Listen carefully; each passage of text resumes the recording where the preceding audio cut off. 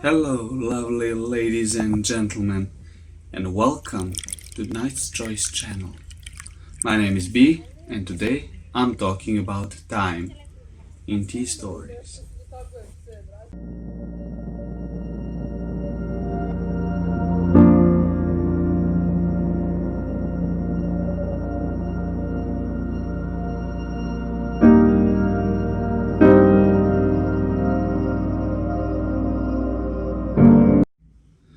Before we start, I would like to take a step back and talk a little bit about tea.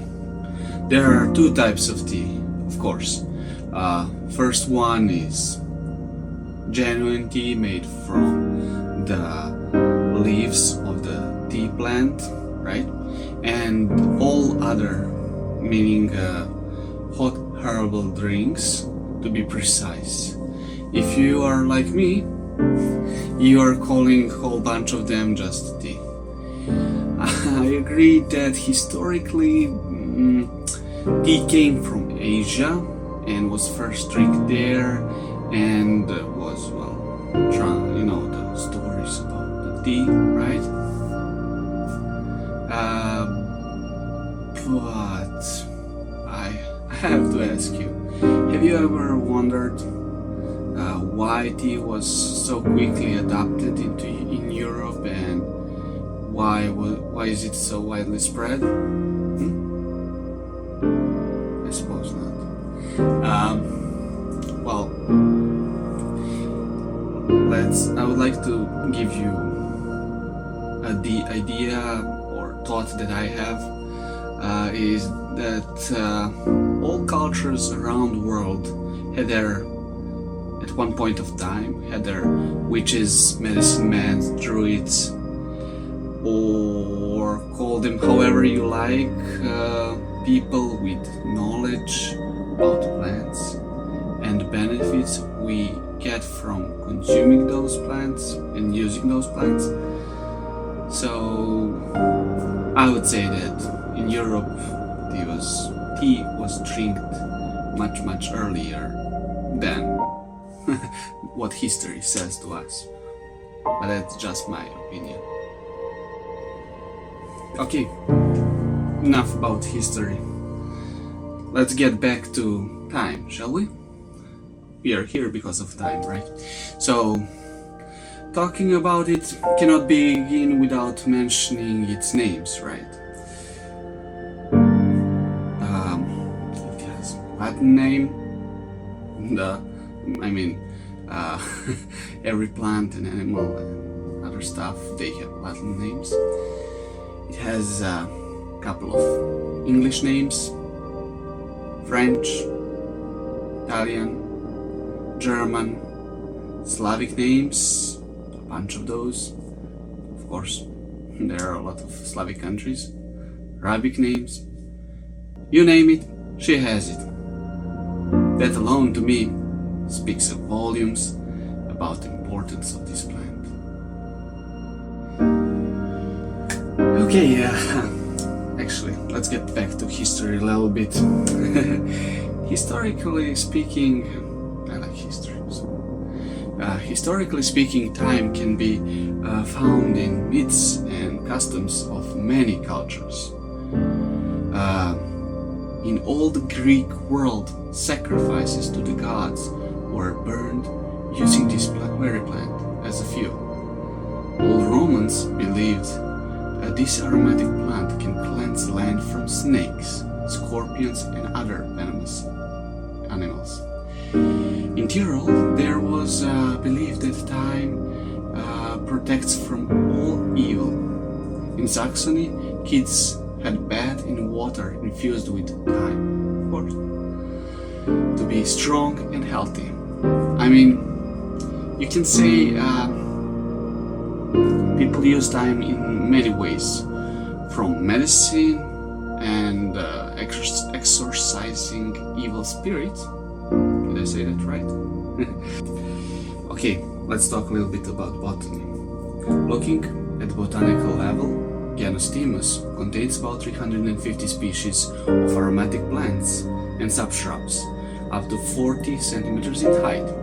which is nice. It's located in Lamiaceae family, which means they are mint family. It is native in most of Europe and North Africa. You can say that it is dwarf shrub that has strong fragrance. The oval evergreen leaves are between 3 to 8 millimeters in length. Strongly scented flowers are either lilac, pink purple, magneta, or a rare white color, which is nice. They are all 4 to 6 millimeters long and in clusters. They produce scent that is ranging from strong herbal up to a light lemon scent, depending on the variety of plant that you have. Now, in this plant, scientists found a lot of active substances, but some of those are tannis and thymol. You can find this plant in rocky outcrops, meadows, riverbanks, and other places. She flowers usually between July to August. So I would like to just mention medical benefits of this herb, and I have to say, she has quite a few. So people take wild thyme in different forms for breathing problems, including cough, bronchitis, and swollen airways. You can take it to help with kidney and bladder disorders, and it helps with blood circulation. I mean, it lowers bad cholesterol, and it treats intestinal gas and colics. It can help with improving sleep and stimulates immune system to be better, and helps with treating infections. If that alone is not enough, some people reported that it helps with some forms of cancer, and it can be applied on skin to kill germs directly, treat arthritis, eczema, wounds, sprains. I say this is the one plant to treat them all.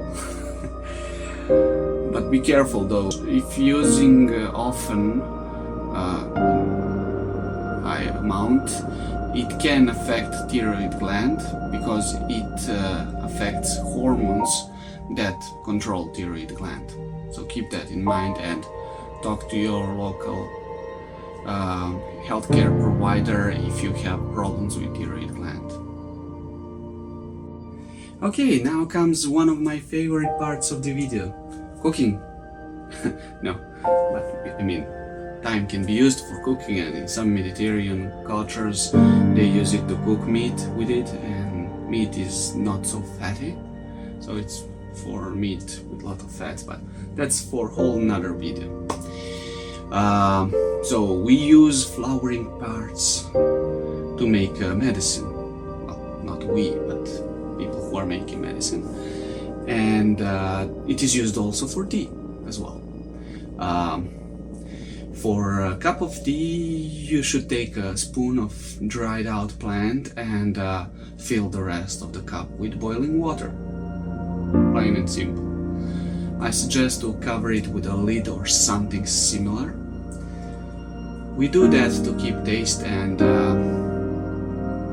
to prevent ingredients to escape with the fumes.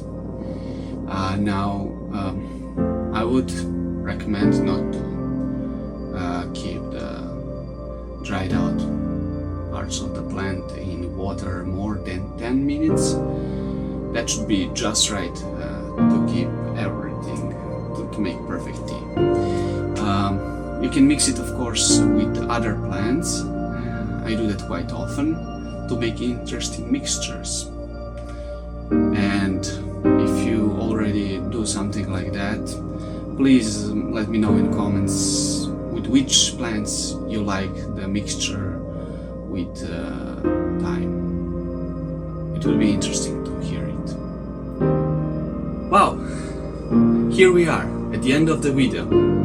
Well, first I have to thank you. You have been an amazing audience, and I haven't heard anything from you, so it's your time to shine. If you think that this topic is interesting, please consider liking it. Or if you think that this has nothing to do on YouTube, hate it please. If you would hit subscribe or even bell icon, that would be marvelous. I mean, that will tell me that I should create more videos covering the topic of plants that are used to create tea and their benefits to us. That's it for now. Thank you again, and see you next time.